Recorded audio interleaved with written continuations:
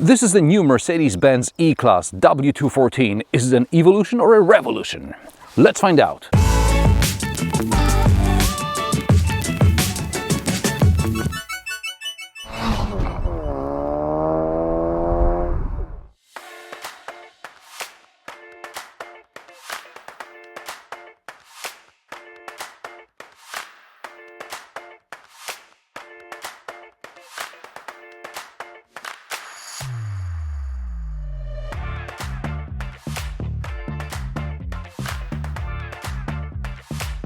The photos don't do justice to the subtle design changes that have taken place in the new E-Class versus the W213 generation. This new W214 is more rounded, but in size it is very similar to the predecessor.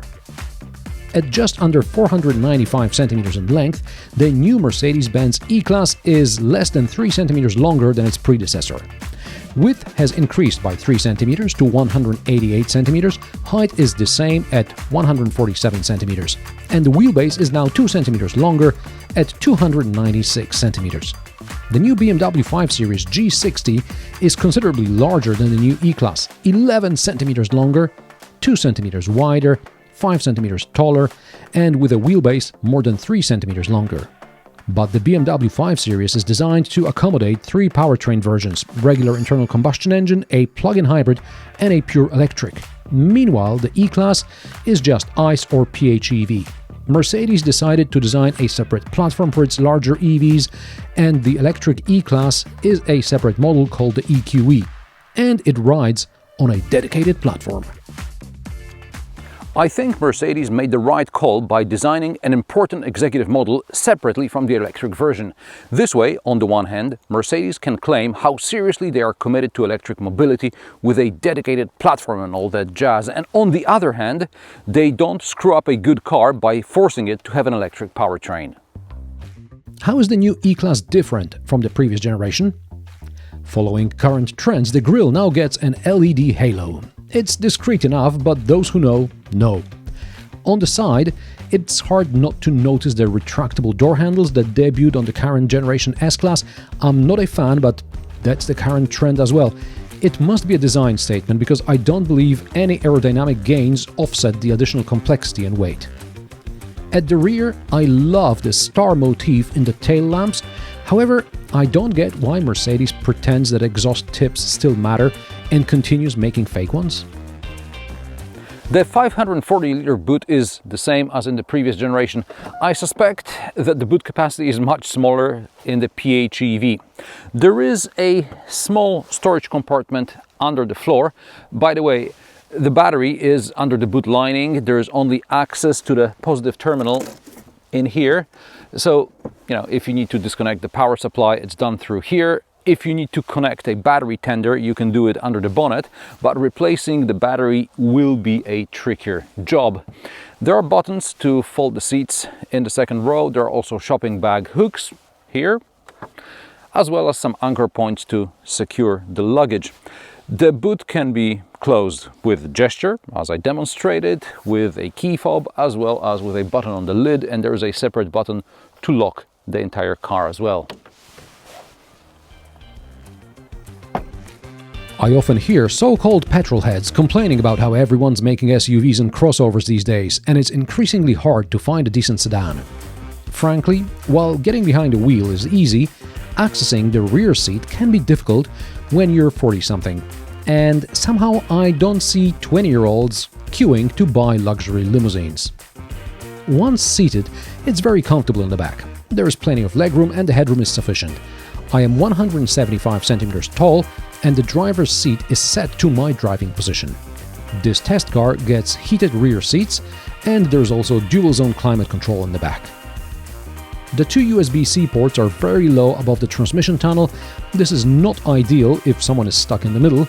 On the other hand, the tunnel is so large, the unlucky soul sitting in the middle may just straddle it. The door pockets are good size. There is an armrest with cup holders, and the backrest splits 40-20-40, so you can easily carry longer items between the rear passengers.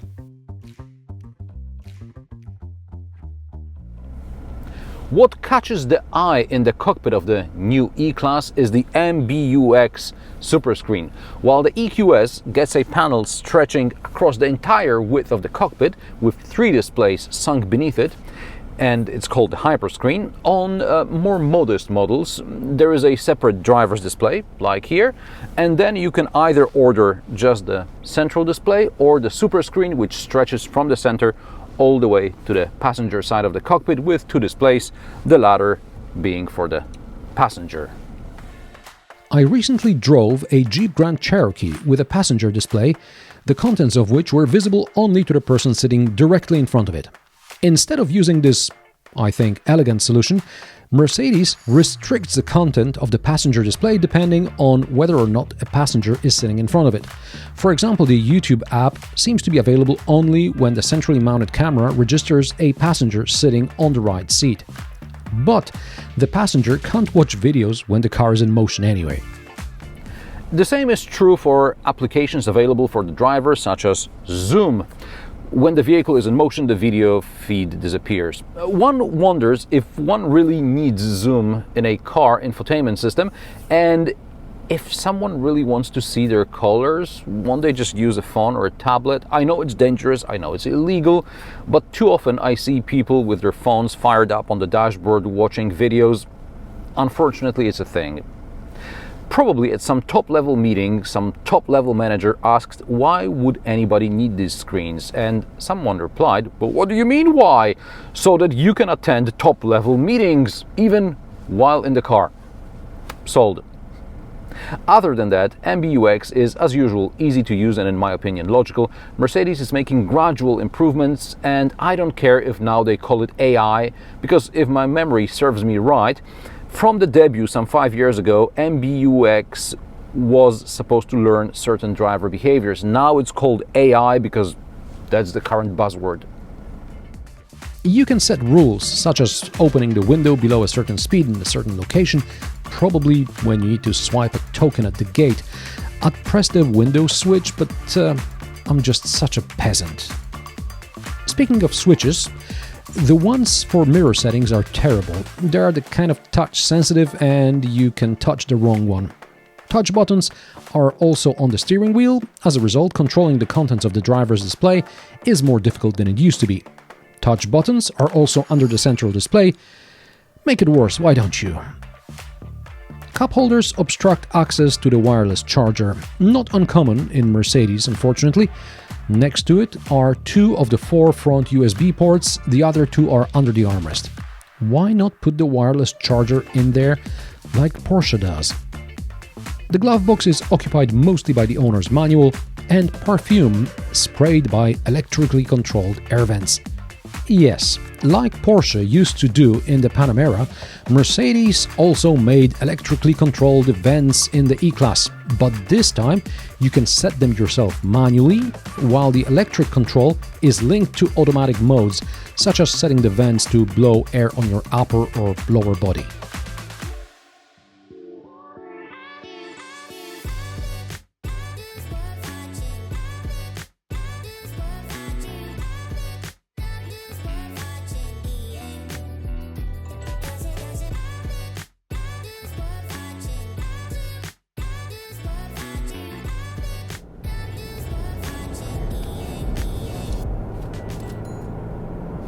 Since I'm reviewing this car in 2024, I have to talk about ISA, or the Intelligent Speed Assistance, which as of recent is mandatory in new cars. It is designed to warn the driver audibly and visually, like here, about exceeding the speed limit, and even if you turn it off manually, the system remains active. And it's active again when you restart the car. Fortunately, Mercedes and BMW decided that premium clientele can judge the traffic situation by themselves and do not need to be disturbed by some warnings. So ISA in the Mercedes E-Class can be turned off by pressing a small icon on the center display. Of course, you have to do this every time you restart the vehicle, but at least you don't have to click through a multi-level menu like in the Lexus. Viewers sometimes ask me how a well-equipped premium car differs from, say, a top-spec Kia at half or even third the price. Leaving aside the gadgets I just mentioned, I feel the biggest difference is in the performance of the driver assistance systems. In premium cars, I know the systems are there and keep me on the right track, but I don't feel them work. In mass market cars, I most often feel that the car is forcing me to the middle of the lane because, for example, it allowed me to get too close to the line in the first place. And there are more of such subtle differences. The E-Class is quiet, the adaptive suspension adjusts to the road conditions, and the four-wheel steering makes maneuvering easier. This is a nearly 5-meter long limousine, and I can easily reverse park it into my gate in a single move. The 4-centimeter shorter Jeep Grand Cherokee couldn't do it. The 4MATIC version of the E-Class has a turning circle of just over 11 meters, thanks to the fact that the rear wheels turn by up to 4.5 degrees. Headlights. This was the first time I saw the new advanced headlights at work. For example, when the lane departure warning system is triggered, the headlights display an arrow on the road to tell you which way to correct. In addition, the headlights illuminate road signs, avoid oncoming traffic, and illuminate curves. Even if some Skoda or Renault has Matrix headlights, their operation will not be as advanced or as smooth. Performance. This is the 220D, which is a 2-liter diesel with 197 horsepower, a mere 3 horsepower more than the previous generation.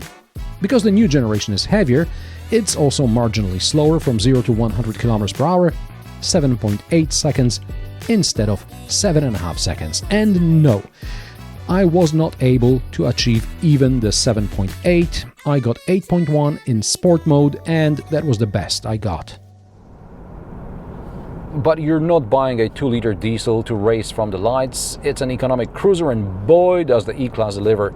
According to the spec sheet, the new 220D is about 1 liter per 100 kilometers more economical than the previous gen. The manufacturer promises an average of about 5 liters per 100 kilometers. This is a bit optimistic, but anywhere between 5.5 and 6 liters per 100 kilometers on the dual carriageway is achievable. During a 240 kilometer trip, I lost 40 kilometers of range. EV enthusiasts can tell each other how nice it is to stop every 2-3 hours for a charge, but I appreciate that a diesel car, stops anywhere and anytime I decide, not just where there is a fast charger. This car's range is easily about 1,000 kilometers on a single tank. The fuel tank capacity is 62 liters. I'll go back for a moment to the four-wheel steering system and adaptive suspension. On rougher roads, at least initially, you can feel both the systems work. It's a bit like the car is floating around gently, but perhaps it was a matter of me giving the car too much input because I just switched from a Jeep Grand Cherokee to this car.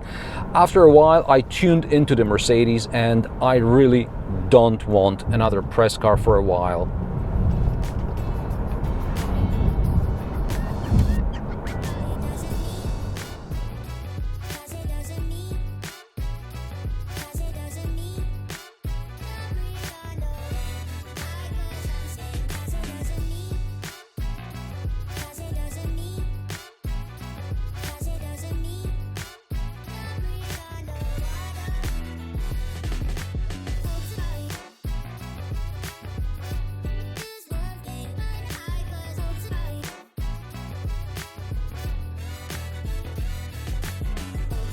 Prices of the W214 Mercedes-Benz E-Class start at €61,999 for the petrol E200.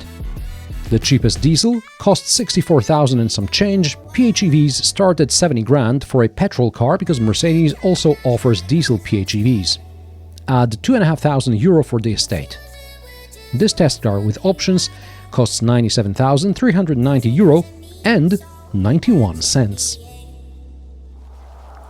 The new Mercedes-Benz E-Class surprised me in a good way. I was afraid that the new tech would overwhelm me like in recent BMWs. However, Mercedes is evolving so as not to scare its target group. Yes, that target group of retirees who still drive Mercedes. It seems like I'll become one of them sooner than I think. And how about you? Are you Team Mercedes or Team BMW? Drop me a comment below this video. If you like my sarcastic, down-to-earth and possibly mildly amusing car reviews, join me every Friday at 3 p.m. Central European Time, and don't forget to subscribe and like this video as it helps me with the YouTube algorithm. Thanks for watching, and I will see you in the next one.